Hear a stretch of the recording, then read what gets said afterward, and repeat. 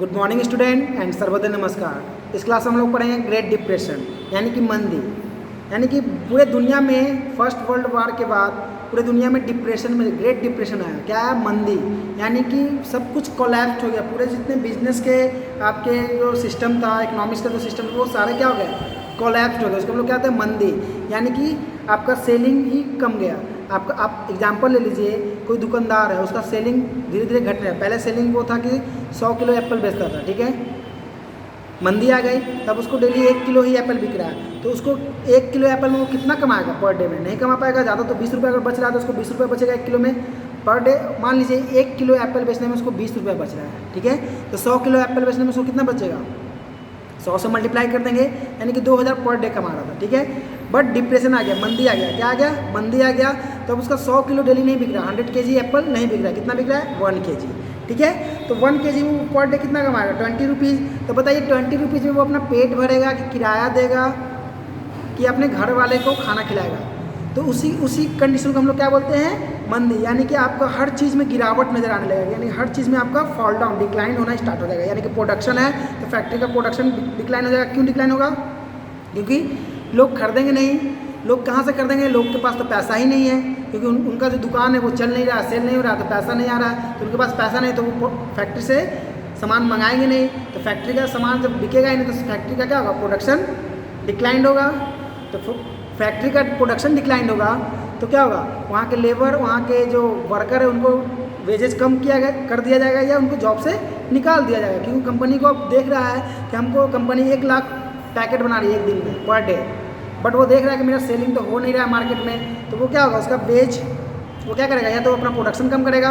तो प्रोडक्शन कम करने के लिए क्या करेगा? या तो बहुत सारे वर्कर को निकालेगा या सैलरी कम कर देगा। 2 काम ये।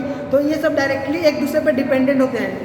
मंदी क्या है? एक दूसरे पर डिपेंडेंट होते हैं। यानी कि मार्केट से पैसा खत्म हो जाना। यानी कि मार्केट में पैसा है, पूंजीवादी लोग क्या कर रहे हैं? अपने पैसे को घर में स्टॉक करके रख रहे हैं, अब वो मार्केट में निकाल ही नहीं रहे हैं, उसका रेगुलेशन नहीं कर रहे हैं। तो उससे क्या आता है? मंदी आ जाता है, ग्रेट डिप्रेशन आता है। तो आफ्टर वर्ल्ड वार फर्स्ट 1929 से और 1930 के बीच में क्या हुआ? डिप्रेशन आया। क्या है? ग्रेट डिप्रेशन आया, ठीक है। ग्रेट डिप्रेशन यानी कि बहुत बड़ी मंदी आई। और ये मंदी आपको किसी एक कंट्री में नहीं आई, पूरे वर्ल्ड में आए। क्या है? पूरे दुनिया में मंदी आई। और मंदी इतनी मजबूत थी, इतनी अच्छे बोल सकते हैं आप लोग, इतनी अच्छी थी कि बहुत लोगों का नौकरी चला गया। बहुत लोगों का क्या, बहुत लोगों ने सुसाइड कर लिया पैसे की कमी कारण, तंगी के कारण। बहुत सारी कंपनियां बंद हो गई, बहुत सारे बैंक बंद हो गए। इतनी ज़बरदस्त मंदी आई थी पूरे वर्ल्ड में, ठीक है, आफ्टर वर्ल्ड वार 1।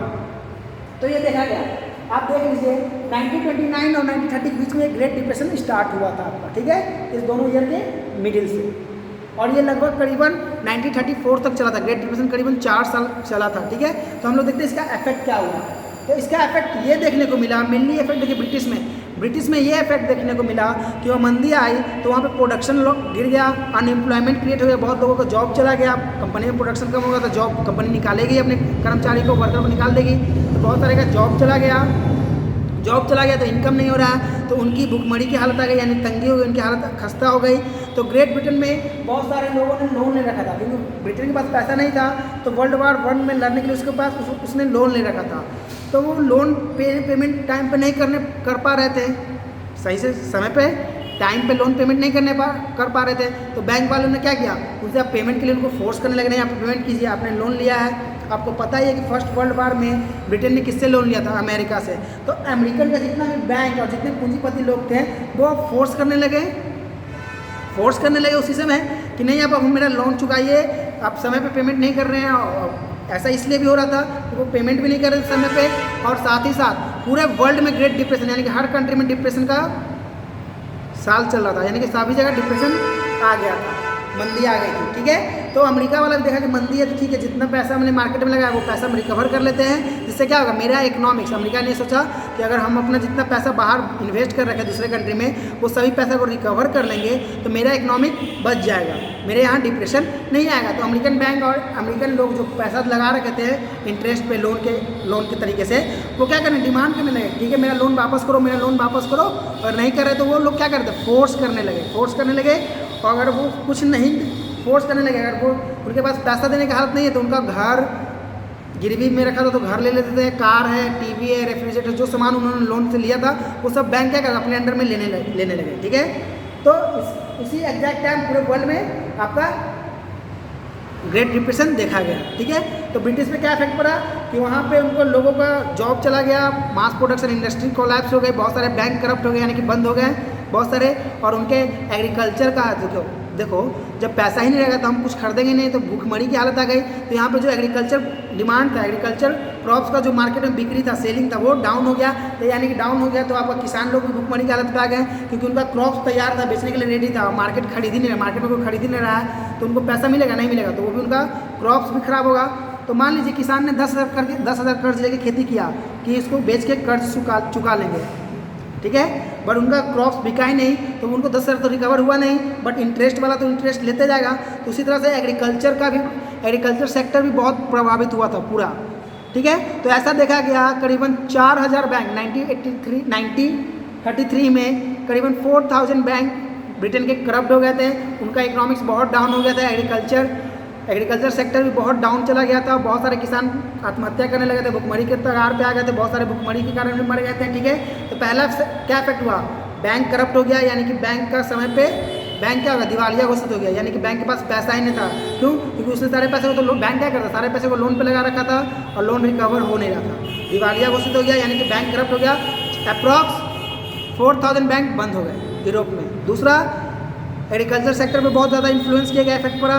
क्यों? क्योंकि किसान ने जो क्रॉप्स उगाया, सारा पैसा अपने किसान ने क्या किया, खेती पे लगा दिया, और खेती करने के बाद उनका जब फसल तैयार हो गया वो मार्केट में बिक नहीं लगा, क्योंकि मंदी आ गई थी, कोई खरीदने ना पैसा नहीं था, तो खरीद नहीं रहा था, तो वो उनका पैसा रिकवर नहीं हुआ, तो एग्रीकल्चर सेक्टर आपका अफेक्टेड हो गया, तो किसान का भुखमरी की हालत हो गई। ठीक है, तीसरा, जो लोग पेमेंट नहीं कर रहे थे तो फैक्ट्रीज वगैरह में क्या होगा, प्रोडक्शन फैक्ट्री का सामान मैन्युफैक्चर किया हुआ सामान नहीं बिक रहा था, तो उनके लोगों को जॉब से निकाल दिया गया, अनएम्प्लॉयमेंट क्रिएट हो गया, कंपनी का प्रोडक्शन लेस हो गया, डाउन हो गया, डिक्लाइन हो गया। पाँचवा कि आपको बहुत सारे कंपनीज भी, करीबन 1,10,000 कंपनी भी आपका उसी साल 1929 के और 1932 के बीच में 1,10,000 कंपनी भी, इंडस्ट्री पूरे वर्ल्ड में डिक्लाइन हो गई, कोलैप्स हो गई थी। ठीक है, ये इफेक्ट देखने को मिला, और ये इफेक्ट ब्रिटेन में नहीं सभी जगह मिला। ब्रिटेन में इफेक्ट और क्या मिला, उनका इकोनॉमिक्स जो वर्ल्ड वार फर्स्ट से पहले बहुत बड़ा इकोनॉमिक्स होता था, पूरे वर्ल्ड का सबसे मजबूत स्ट्रॉन्ग इकोनॉमिक्स होता था, वो आफ्टर वर्ल्ड वार और ग्रेट डिप्रेशन के कारण वो क्या हो गया, सब लो हो गया, और उनका जो वैल्यू था 1 यूरो का वैल्यू करीबन 100 रुपीज़ था, वो डाउन होने लगा। क्या होने लगा? डाउन होने लगा। किसके अकॉर्डिंग? इंडिया के रुपीज़ के अकॉर्डिंग नहीं, डॉलर के अकॉर्डिंग वो डाउन होने लगा। ठीक है, और उनका जो इकोनॉमिक्स था, उनका जो पैसा का कीमत था वो डॉलर के मुताबिक डाउन होने लगा और डॉलर अप होने लगा। ठीक है, अब हम लोग देखेंगे अमेरिका पे, यूएस पे क्या इफेक्ट पड़ा ग्रेट डिप्रेशन का। तो यूएस में भी यही इफेक्ट पड़ा, प्रोडक्शन लॉस हो गया, प्रोडक्शन डिक्लाइन हो गया, आपका बैंक करप्ट हो गया, एग्रीकल्चर सेक्टर डाउन हो गया, आपका एग्रीकल्चर जितने क्रॉप्स है वो डाउन हो गए, फेलियर हो गए। ठीक है, और क्या पड़ा इफेक्ट, अनएम्प्लॉयमेंट क्रिएट हो गया, जॉबलेस हो गए, बहुत सारे इंडस्ट्रीज बंद हो गई, बहुत सारे बैंक आपके करप्ट हो गए। तो यूएस गवर्नमेंट ने क्या किया, अपने इकोनॉमिक्स को बचाने के लिए उन्होंने बहुत सारे रोल्स किए, और जितने भी एक्सपोर्ट, उनके यहाँ जो भी सामान बाहर से विदेशी सामान आ रहा था उस पर टैक्सेस बढ़ा दिए, जिससे क्या होगा, उनको ज़्यादा टैक्स आएगा, तो वो अपने इकोनॉमिक्स में, उनके खजाने, सरकार गवर्नमेंट खजाने में पैसा ज़्यादा आएगा, तो गवर्नमेंट कुछ नया नियम कानून या स्कीम लागू करके अपने इकोनॉमिक्स को बचा सके। तो उन्होंने क्या किया, अपने इकोनॉमिक्स को बचाने के लिए, प्रोटेक्ट इकोनॉमिक्स करने के लिए क्या किया, उन्होंने एक्सपोर्ट जितने भी सामान हो रहे थे, ऑब्जेक्ट हो रहे थे, उस पर अपना टैरिफ बढ़ा दिया, यानी कि अपना टैरिफ इंक्रीज कर दिया। ठीक है, अब हम लोग देखते हैं कि इंडिया पे इसका क्या इफेक्ट पड़ा। इंडिया पे, तो इंडिया आपको पता ही है उस समय क्या था, कॉलोनीज सिस्टम था, यानी कि ब्रिटेन लोग उस पर राज करते थे, अंग्रेज लोग का शासन था। तो इंडिया में ये इफेक्ट देखा गया कि इंडिया में जितने एग्रीकल्चर प्रोडक्ट होते थे, एग्रीकल्चर वाले, वो क्या हो गए, आपके डिक्लाइंड हो गए। क्यों हो गए? जैसे बंगाल का एग्जांपल लीजिए, बंगाल के किसान लोग जूट उगाते थे। क्या उगाते थे? जूट। और जूट का यूज किसके लिए, किसका रॉ मटेरियल, रस्सी बनाने के लिए, यानी कि गनी बैग, जो रस्सी वाला बोरा होता है ना, उसको बनाने के लिए यूज किया जाता है। ठीक है, तो इंडिया सबसे बड़ा एक्सपोर्टर था जूट का, जूट एक्सपोर्ट करता था इंडिया। तो बाहर जब दूसरे कंट्री में गया देखा जाता था, तो वहाँ इंडस्ट्रीज क्या हो गई, डिक्लाइंड हो गई, बंद हो गई, तो यहाँ से जूट कोई खरीद के नहीं जाएगा, रॉ मटेरियल नहीं ले जाएगा।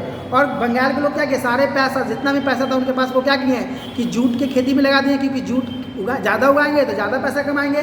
और बंगाली फार्मर लोग क्या किए, पीजेंट लोग सारा पैसा अपने जूट की खेती पे लगा दिए और उनके पास कुछ पैसा नहीं बचा था, क्योंकि वो बेच के फिर रिकवर करते हैं। बट उसी समय देखा गया कि ग्रेट डिप्रेशन हो गया और बाहर में जितने भी जूट की कंपनी थी डिक्लाइन होने, सारी इंडस्ट्रीज बंद होने के कगार पे आ गई थी।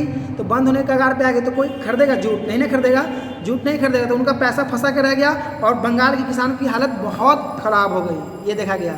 उसके बाद एग्रीकल्चर, तो वो लोग अपने एग्रीकल्चर पे क्या पड़ा, अब कॉलोनीज था तो कॉलोनीज लोग टैक्स लेते थे, आप लोग को लगान लेते थे आप हम लोग से, इंडियन लोग से।